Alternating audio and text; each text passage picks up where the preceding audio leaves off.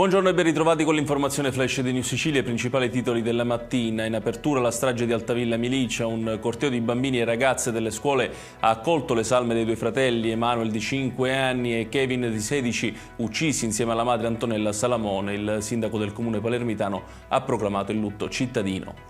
I carabinieri di Catania hanno arrestato 9 persone che avevano messo in piedi un'organizzazione dedita allo smercio di droga. Gli arrestati sono tutti accusati di detenzione e spaccio di sostanze stupefacenti in concorso.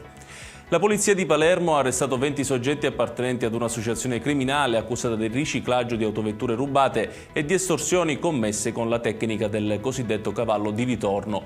Il gruppo aveva la propria base operativa nel quartiere Sperone. Rimaniamo a Palermo, dove polemica dopo la decisione del Consiglio Comunale di bocciare l'adesione al Pride 2024. Le opposizioni chiedono ad una parte della maggioranza del sindaco La Galla di fare chiarezza sulla visione sui diritti civili. Chiudiamo con il caso di Sara, la 21enne nata a Catania e costretta dal padre a tornare in Tunisia quando era ancora minorenne. La madre continua la sua battaglia per farla rientrare in Italia, ma è ancora in riserva la decisione del giudice sulla richiesta di annullamento del decreto di espatrio. È tutto per questa edizione, tutti i dettagli su queste notizie li trovate sul nostro sito www.newsicilia.it. Grazie per averci seguito e arrivederci.